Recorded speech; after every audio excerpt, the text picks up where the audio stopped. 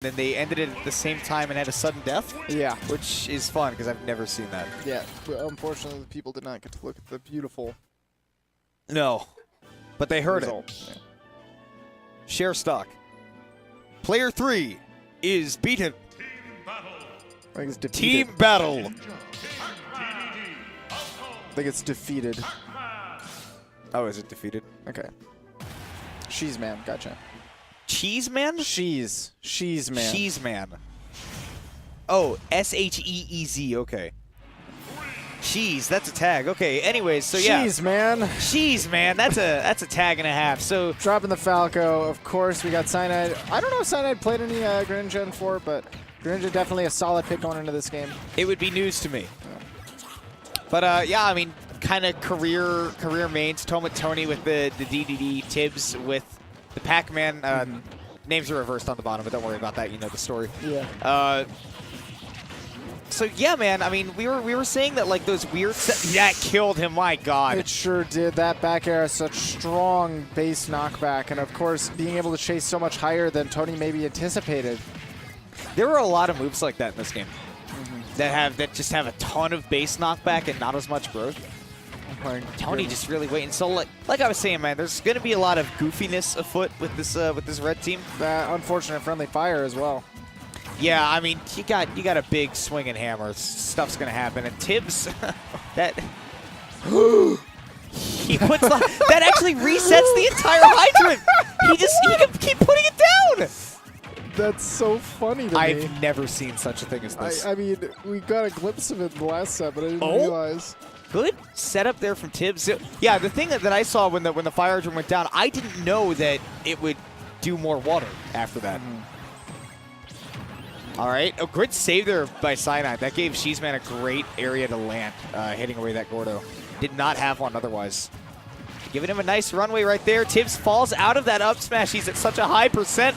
And oh my goodness. 2 stocks fly off. It's the Pac-Man and the Falco that have to duel it out. Tibs so high in the air, you can be chased. Yes, that is a situation where as Pac-Man normally are very comfortable, but against both Falco and Greninja, they can reach so high with their double jumps.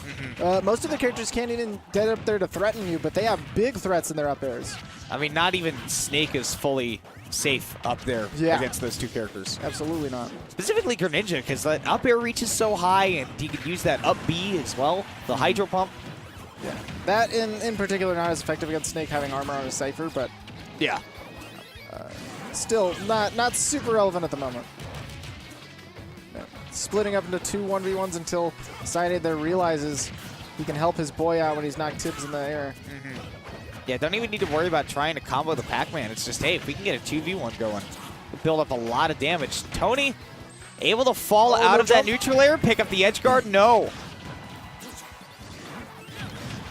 And Tibs going to hit him back. Like you were saying, some friendly fire is bound to happen with this red team, considering just the nature of these characters. And down smash. My goodness, did he touch the ledge? He's got jumps. Yeah, okay. All right. Now, Tony off stage again. 172 characters known to live, but again, we saw that back air kill at half that percent. Let's be fair. He's at like 70 something. Now Tibs against the world. 4 stocks that he's got to take down. One of them out of the way though. 3 left. We've seen this story before, but last time Tibs did not get that next stock. This time he does. I'm not sure what happened. It looked like he just missed his trampoline. Yeah, I don't know. Whatever that was, it was new to me. Maybe Tibs just decided it was not worth the effort, and they would just go to the next game. You know what? And I respect that. Yeah. Especially after he takes that 1 stock, he's like, good, they're not unbeatable. All right, see ya. Yeah. Well, that's totally fine. Yeah. Sometimes it's not worth giving them all of that momentum.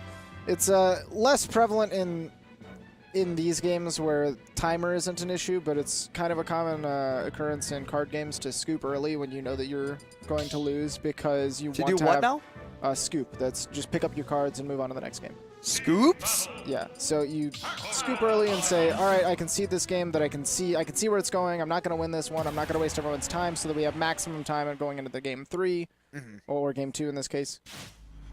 All right. So that we don't get time called in the last round and have everything fall apart. And speaking of, Yeah, things so falling apart. We got Tumut Tony rocking the Piranha Plant. He actually loves this character and wishes he could use him more, but he's a double-specific character for Tony. okay. Utilizes a little bit of the plant in doubles when he can, but that's the only time you'll ever see him pull it out, not in singles. And I would respect the DDD when you have a Pac-Man on your team because you can utilize that pseudo reflector that he's got. But man, Pac-Man and Piranha Plant, that's going to be some weird stuff. Yeah, the Patui is going to be interesting. He's going to have access to that. You know, the Poison Cloud just cutting off parts of the stage. I have been convinced that Piranha Plant could be a solid doubles character. Really? I've seen Oracle do great things. Oh my goodness. Do you see how long he was stuck in that shield and then the amount of damage that he took after that down B, the extended neck? All it took was Tibs to say, wow, yeah, a lot of range.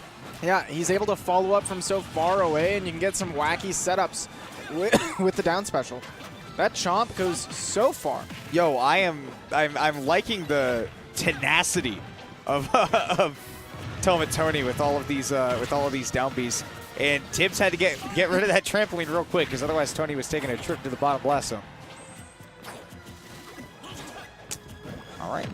Now Tony covering himself pretty well with that Patui, like you said. Yeah, Patui does a really good job of covering that high up angle. Normally we'll see both Falco and Greninja try to jump to get things started. Look, Greninja thinks he's punishable even from that far away. Not going to make it happen. The back air, though, is going to take that stock. Yeah, it's unfortunate for Tony right there. He thought he had all the time in the world to recover, and then suddenly there's a flying Falco coming at him.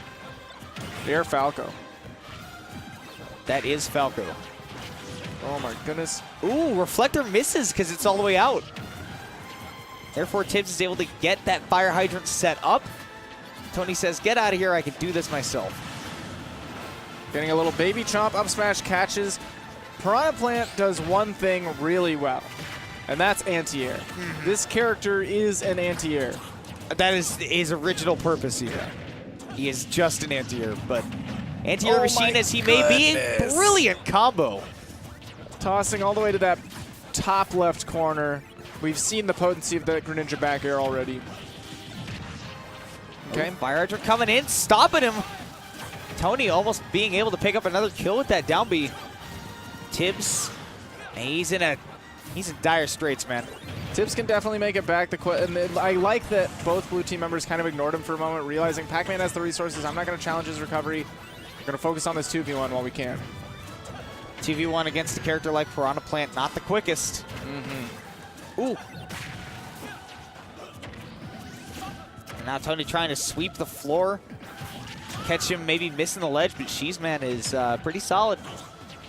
Dropping this Patui out here. Oh, and it drops on Cyanide, even though he was able to get the reflect, so that's just extra damage on your partner you didn't want.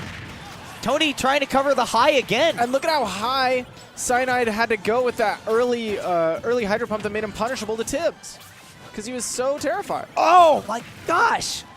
Dude, I'm actually kind of convinced just because of how much vertical distance Tony can cover. Man, I'm telling you, these setups that Piranha Plant can bring to the doubles. So greedy. He can tech? No tech. And they both go down at the same time. A double kill for the blue team. They'll be moving on to losers semifinals. We're brought down to last stocks, last hit scenarios where one more stock could have swung the other way and everything could have been different. Maybe if Tony got that tech, we wouldn't have been able to see Sheezman recover, and could have been a 1v1 scenario against a character who likes to jump a lot against an anti-air at the machine. So who knows? Could have gone differently, but it did go 2-0 in the favor of Sheezman and Cyanide, who are going to be moving on. Quick shout out to Foxbat SSB for the Twitch Prime. Hey, Foxbat. Welcome to the T-Lock family. We don't have a name for our subscribers, but we're glad you're here.